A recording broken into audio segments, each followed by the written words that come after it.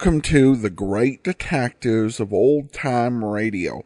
From Boise, Idaho, this is your host, Adam Graham. If you have a comment, email it to me, box13@greatdetectives.net. Follow us on Twitter at Radio Detectives and become one of our friends on Facebook, facebook.com/Radio Detectives.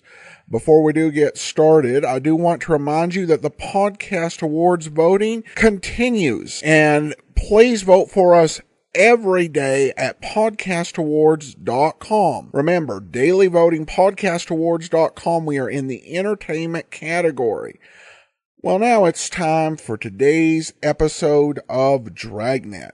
The original air date is May the 31st of 1951, and the title is The Big Bindle.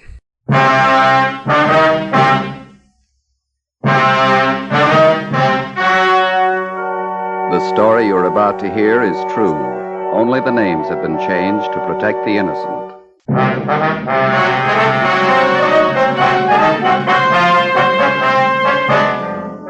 You're a detective sergeant. You're assigned to narcotics detail.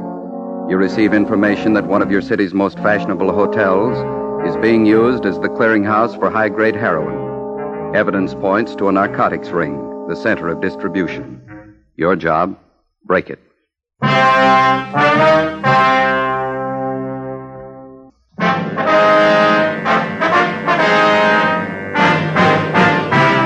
Dragnet, the documented drama of an actual crime. For the next 30 minutes, in cooperation with the Los Angeles Police Department, you will travel step by step on the side of the law through an actual case transcribed from official police files. From beginning to end, from crime to punishment, Dragnet is the story of your police force in action.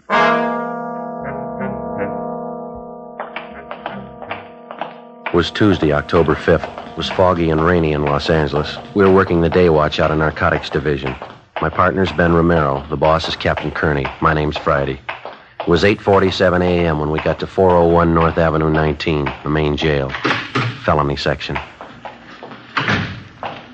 Morning, fellas. How are you today, Pete? Morning. What brings you up here so early? We want to see Monty Wilkins, booked in last night on narcotics. Booking number's 906351. Okay, let me look. Okay.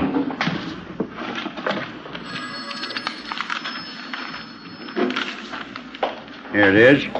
He's in 103. Thank you, Pete. I'll put it in the book here, Joe. Okay.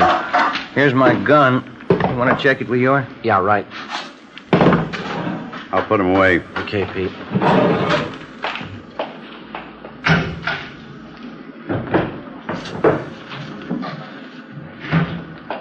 Here's your check. Thank you, Pete. All set, Ben? 906351. That's it. Okay, let's go. All right.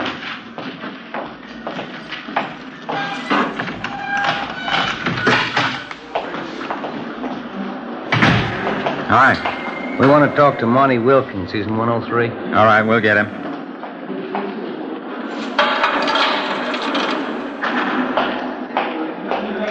Monty Wilkins, 103 for interview.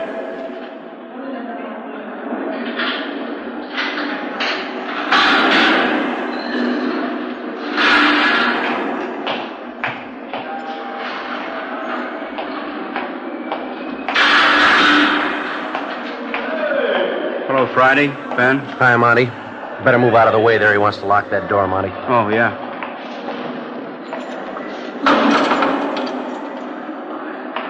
Let's go around the corner to the interview room, Monty. All right. Man, this is awful. What's the matter? Don't you feel good? I feel awful. Pretty sick. You look bad. I'll get the light. Okay, Ben.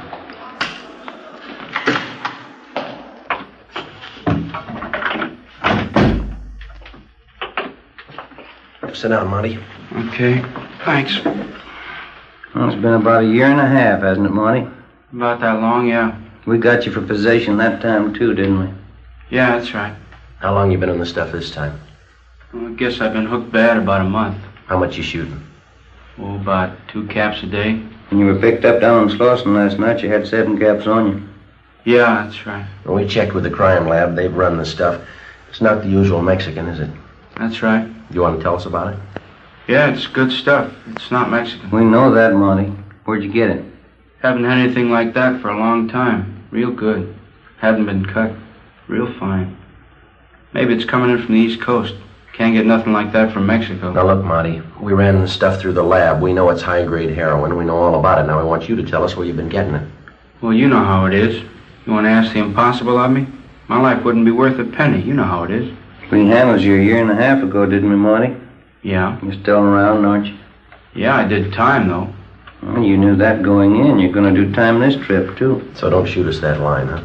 Well, you guys know how it is with us guys. I can't tell you anything. No, it isn't that you can't. You just don't want to.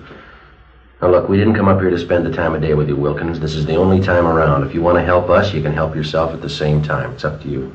You mean you can clear me on this? You can give me a break? We didn't say that. We can't make any promises to you or give you any kind of a break. It's entirely up to you how you want us to put it down in our reports. Cooperative or uncooperative. Well, okay. You squared with me last time. You helped us last time. We made a case. But I'm not going to be able to help you very much. Where you been getting it? Well, I've only made a couple of buys on that good stuff. I just got it from some old mule I just happened to meet down there. Seemed to be pretty well loaded with the stuff. Where'd you meet him? Oh, down near 5th and Spring somewhere. What's his name? I never did know his name. I just knew that he was pushing the stuff. Some old mule, that's all. Who's he pushing it for? Now, you know they never tell us guys where they're getting it. You know how they do. Yeah. I never did talk to him very much. I did hear him say once he was getting his stuff from a new bunch of guys from the East. Said they were really going to open up this town.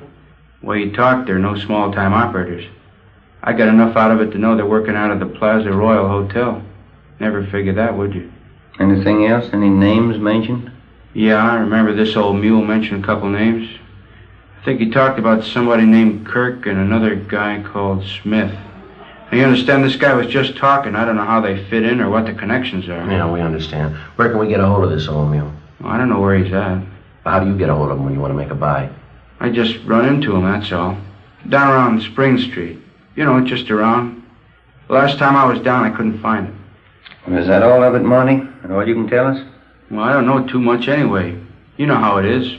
I couldn't tell you any more. That's all I know. All right, let's get on to this 510 if that's all you got. That's everything I got. Hope you fellas will write me up okay. I think I helped you quite a bit, haven't I? One of the best hotels in town, Plaza Royal. Never would have figured that, would you? Maybe. I've told you quite a lot. The rest ought to be easy. No, you're wrong there, Monty. Why? You haven't told us the name of your mule. You haven't told us where we could find him. You haven't made it so easy. Well, that's all I have. I've told you a lot. Yeah, there's a lot you didn't tell.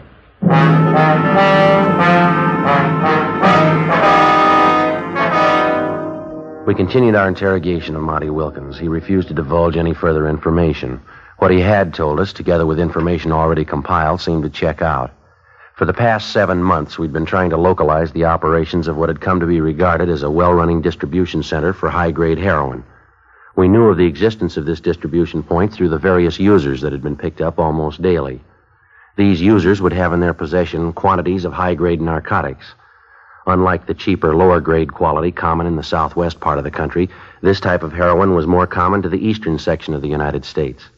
We had believed the local distribution point to be somewhere in our metropolitan downtown area.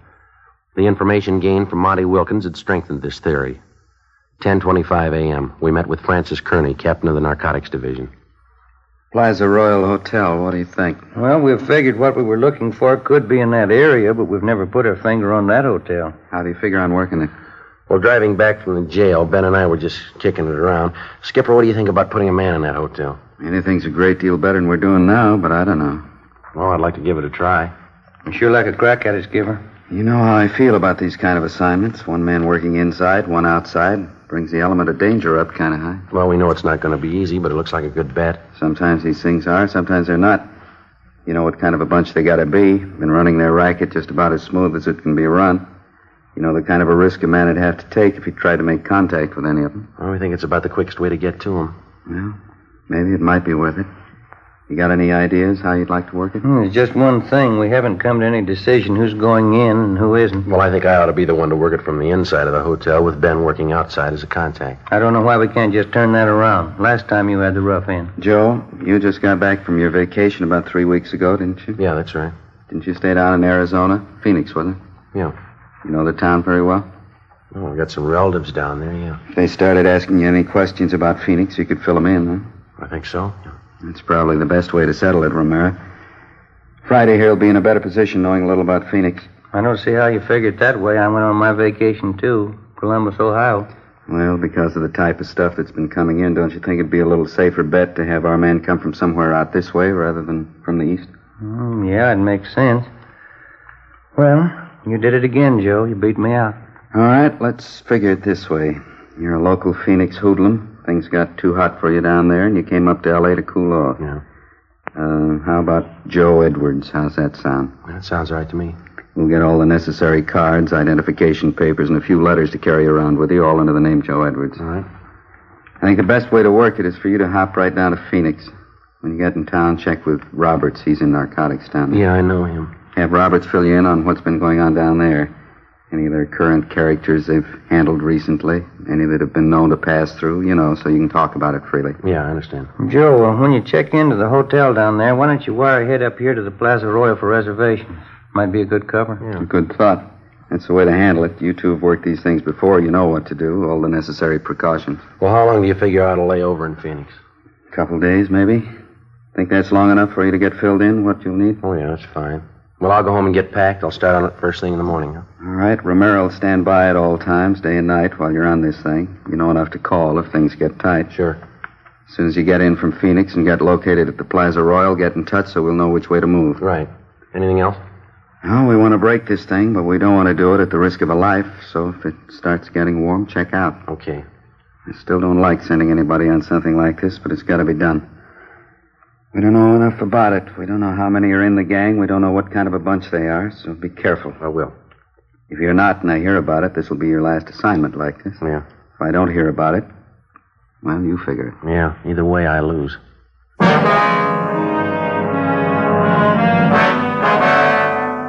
I went over to the photo room at the crime lab and picked up the identification papers that had been made out in the name of Joe Edwards. I went home and removed all Los Angeles labels from the clothing that I was to take with me to Phoenix, Arizona. I removed all my personal identification and Los Angeles Police Department credentials. I left my service revolver home and borrowed a .38 automatic from Ben. I packed it in my suitcase. The crime lab also furnished me with a package or a bindle made to resemble the usual form in which a person would carry heroin. I packed this in my suitcase. Before my departure, Ben and I went over the proposed plan as best we could. I was to arrive from Phoenix under the assumed name of Joe Edwards. I would register at the Plaza Royal Hotel in downtown Los Angeles and attempt to make arrangements to participate in a narcotics buy for the purpose of gaining sufficient evidence to apprehend the narcotics ring. I was to keep Ben informed as best I could of my progress. As outlined by Captain Kearney, I arrived in Phoenix and contacted Sergeant Roberts at the Detective Bureau down there. He furnished me with all the necessary information and assisted me in acquiring local Phoenix clothing store labels to have sewn in my clothing. I obtained everything possible to make it appear that I was a long-time resident of Phoenix, Arizona. Several dummy hotel bills were made up for me to make it look as if I'd lived there for a period of time. I was furnished with an Arizona driver's license, a membership in the local social club, and a voter's registration stub. These were all packed in my suitcase. October 9th, 10 a.m., I arrived at the Plaza Royal Hotel, the front desk. Yes, sir? My name's Edwards. I'm in from Phoenix. Did you get my wire? One moment, sir. Yes, sir. Joe Edwards? Yeah, that's right. Would you sign the register, please? Yeah, all right.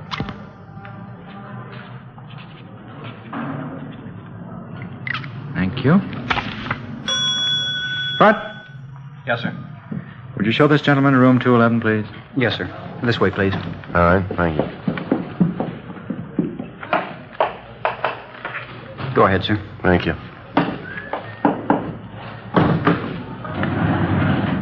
2, please. Not very nice weather to arrive in Los Angeles, is it, sir? No, not too good. I see by the stickers on your bags you've been through Arizona. Yeah, that's right. Must be nice weather down there, huh? Yeah, it's all right. This way, sir. Thank you.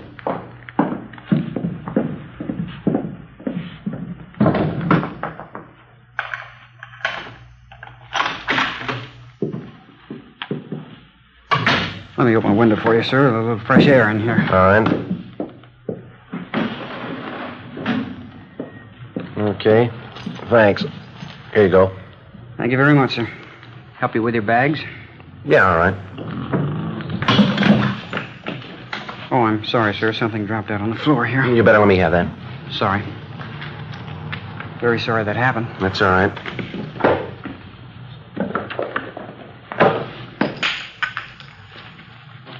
Mr. Edwards, while you're in town here, if there's anything I can do for you, don't hesitate to let me know. Yeah, okay. I couldn't help but notice that little package there that I dropped. Yeah. Well, like I say, I know my way around here in this town. If you need anything, anything at all, sir. I'll tell you what. Now, here's $5. You never saw anything fall out of my bag there, right? Anything you say, sir. Okay. Thanks a lot. See you later, huh? Yes, sir. Anything else, sir? No, that'll be all. You'll remember what I told you, sir? Yeah, I was just going to say the same thing to you.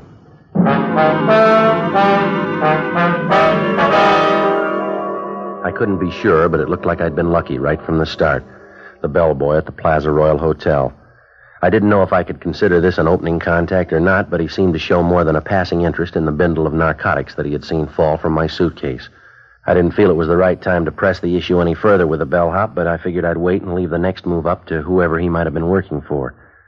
During the next 3 days, nothing happened. I tried, without appearing to be too bold, to arouse some interest, but without success. October 13th, my 5th day at the Plaza Royal Hotel, 6 p.m. I went in the bar off the main lobby. I beg your pardon? Yeah. Kirk Harding's my name. I noticed you here in the bar the last couple of nights. You up here to buy a little, or are you selling? I don't believe I follow you, Harding. Look, boy, we've had you tabbed since that first day you hit town, October 9th. We haven't been out here too long ourselves. We're in business, too. Same business you're in. Well, I don't know what kind of business you think I'm in, but you got it figured wrong, mister. You know, this entire matter'd work out much better for you in the long run if you'd level with me. You're just going to make it tough on yourself this way, Edwards. Well, I'm sorry. You lost me way back somewhere. All right, let's do it the hard way. You're up here from Phoenix. We know you've got some stuff with you. We know you're not a user. You're a member of the social club down there. You're a registered voter. Well, you've been working real hard, haven't you? Well, there's more. You got 2 pieces of luggage. You're carrying a .38 automatic. Any more? Yeah. There's a telegram from a friend of mine down in Phoenix. Yeah? We know all about you, mister.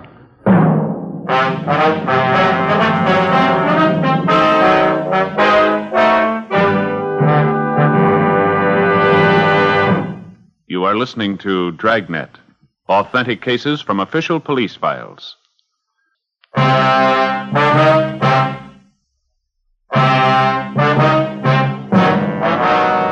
It was a tight moment as Kirk Harding fingered the telegram in the bar of the Plaza Royal Hotel. I'd spent many hours in consultation with Sergeant Roberts in Phoenix, Arizona before undertaking this assignment. I felt sure that we hadn't overlooked anything that might lead to my true identity. Kirk Harding read the wire to me. It was from a man by the name of George Ferguson. He'd done some legwork for Harding and had not been able to furnish him with anything other than what had been found out in going over my room. I knew I'd found the contact that I was looking for. I told him that I was in the business of buying narcotics, that I was in Los Angeles for the purpose of making a prearranged narcotics buy with agents dealing in Mexican stuff. Harding immediately gave me a strong sales pitch, saying that he could furnish me with high-grade heroin fresh from the European market in quantity. At the end of the first week, I was introduced to Kirk Harding's 2 associates, another man called Smith, full name Horace L. Smith, and a woman by the name of Lucille Cosgrove. Ben had been unable to find records on any of the 3. For the next 3 weeks, we became more friendly. We went places together, spent a great deal of time together. Monday, November 15th. Well, we've had a lot of fun the last few weeks, haven't we? Yeah, there's no doubt about that, but I got to be getting back to Phoenix. Well, now, don't get eager, Joe. You know how cagey you were. You made us wait. Preliminaries are over. This is the big buy for you or anybody else. Yeah, I know all that, but when? Just be patient. You'll have something to really set yourself up with down there. Okay. Oh, excuse me, Joe. Yeah, go ahead. Oh, hi, Lucille. Hi. Hi, sweetie. Hello, Joe. Hi, Lucille. What's the matter, Smith? Don't you feel good? I don't know. It's hotel food, I guess. I think I got an ulcer. My stomach's sore all the time. Oh, that's too bad. I don't know what it could be. Baking soda don't do any good anymore. How about a drink? Joe? Yeah, fine with me. Lucille, you want to get some ice out of the kitchen, please? Sure. Skip me. Smith, you ought to go see a doctor. You don't know for sure what's wrong with you. You might make it worse. If I don't know what it is, how could a doctor? I don't know. It works for everybody else. Might for you. Hey, I can't get this ice tray out. Joe, would you give me a hand, please? Yeah, sure. Okay, which one here? I got the ice. Keep working on that other tray there. It's something to tell you. Okay. Listen, Joe, the big buys tonight. You sure? Yeah. How about it, you two? You need any help? No, it's all right, Kirk. It's coming along fine. Joe, as soon as you show your money tonight, they're going to kill you. How do you know? Look, we don't have time to go into it. I know. You won't have a chance. They're going to kill you. What are you doing? Waiting for him to freeze? Come on, how about the ice cream? Oh, they're right here, Kirk. I'm sorry. Let's go. Yeah. Okay, what do you want? Lucille? Joe? Coke High's all right. Yeah? I'll make mine bourbon, a little water. All right. Smith, you sure you don't want one? No, can't do it. Joe, before I mix them, I got something for you. Yeah? Smith tells me tonight's the night. Well, that's good, but why don't you tell me a little ahead of time? I got a date for tonight. Well, I think you better break that one and keep this one, don't you? Well, yeah, I do, but just wish you'd have told me a little sooner. There's the phone. You can take care of it. Is it all right with you? You know as much about this business as we do. Go ahead and use it as long as we can hear you. Okay, fine. Just take a minute. Want to sit here, Joe? Oh, thanks, Smith. Yeah. Say, I wonder if you'd get my drink for me over there? Sure. She's probably going to be upset. I may need it, huh?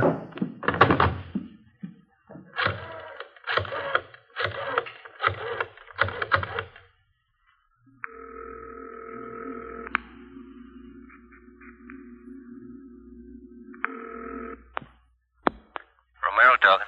Hi, honey. This is Joe. Oh, yeah, Joe. I'm sorry I won't be able to make it tonight, dear. You can't talk, huh? That's right, dear. No, I just can't get out of it. I'll do the talking, Joe. Is it by tonight? Yeah, well, it just came up all of a sudden. Where do you know? No, darling, I can't tell you where I'm going. You couldn't go along anyway. Okay, we'll be with you 5 minutes from now all the way. Where are you now, at the hotel? Well, that's the way it is, and I can't help it, that's all. Maybe we can get together later, huh? We'll use one car, Joe. We'll stick as close as we can to you. One car ought to be safe, huh? Well, that's better, honey. Now, that's the way I like to hear you talk. I'm sorry. And I'll see you later, huh? We'll be with you. Okay, dear. Well, she still love you? Yeah, she loves me. 15 minutes after I hung up, we went downstairs and got into a green Chrysler sedan. It was parked out in front of the hotel. I looked around. I didn't see Ben or any of our cars in sight. Smith drove, and Kirk and I got in the back seat. The woman, Lucille Cosgrove, remained at the hotel. I didn't know which of the two men was planning to kill me, but I felt sure Lucille Cosgrove told me the truth. Her information on the buy was right, and maybe this other was correct as well. We drove out Figueroa Street for about 16 miles. At this point, it became evident we were heading for the Los Angeles harbor area. You ever see a fog as thick as this, Joe? No, never have. Can't see 50 feet in front of me. Yeah, well, just take it easy. Nobody's in a hurry. That's right. Don't want to pile up anywhere. Where are we going? We're almost there. This your car here? I've never seen this one before. No, we rented it. Isn't that the way you operate? Yeah, that's right. I just wondered if you played it as safe as I do. We do. I'm going to swing in this next alley up here, Kirk. Somebody tailing us?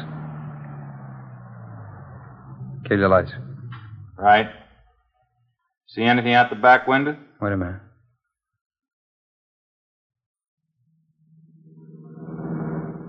How'd they go? How'd it look? Two guys in the front seat. Could have been somebody. What do you think, Joe? How'd it look to you? Well, whoever it was, we lost him anyway. Yeah. Okay, let's go.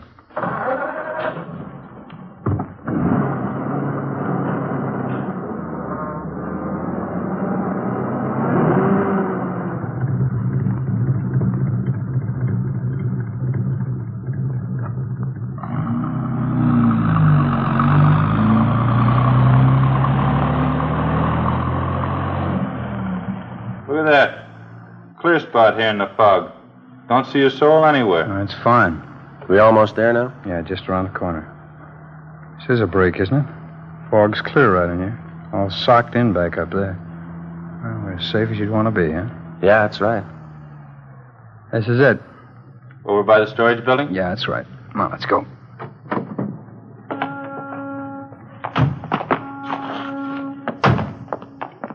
Over this way, Joe. What's over there in that building? We're not going inside, just over there in that alcove. All right, this is it, Joe. Let's see the money. Well, wait till I see the stuff, huh? You don't trust anybody, do you? Hey, What are you trying to prove? Well, I didn't like what he said. You're not going to like what I got to say either. Freeze, mister. Drop it, you! Watch it, Ben!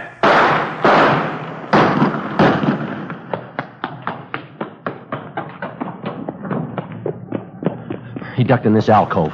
Yeah. Oh! Take care of that one there. All right, easy, huh? Yeah, you see him? No, it's too dark. There he is. That's enough! I'm coming out! All right, throw your gun out ahead of you. He's not going to throw that gun out, Joe. Watch it. Come on.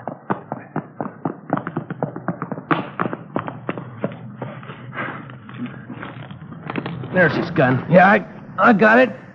You want to shake him down? Yeah. Come on. Yeah. On your feet. Where'd you get hit? My shoulder. Let me see. You're all right. Just grazed you. You're a cop, aren't you? Yeah, that's right. Now, come on, let's go. Where's the stuff? Oh, the back seat in my car. Now, you tell me something. Why'd you slug Smith? I just wanted something I knew you'd never give me. What's that? An even chance.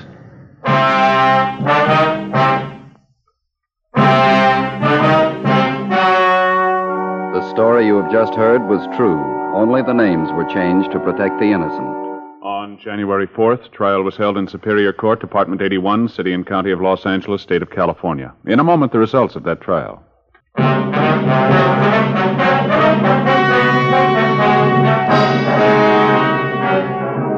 All three suspects, Kirk Arthur Harding, Horace L. Smith, and Lucille Marie Cosgrove, were convicted for violation of the State Narcotics Act, a felony. Harding and Smith were convicted on one count of attempt to commit murder. They are now serving their terms as prescribed by law in the state penitentiaries. You have just heard Dragnet, a series of authentic cases from official files. Technical advice comes from the Office of Chief of Police W.H. Parker, Los Angeles Police Department. Stay tuned for Counter Spy, next over most NBC stations.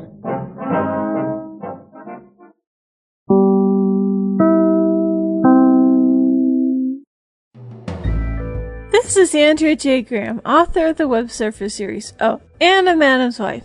You're listening to the Great Detectives of Old Time Radio.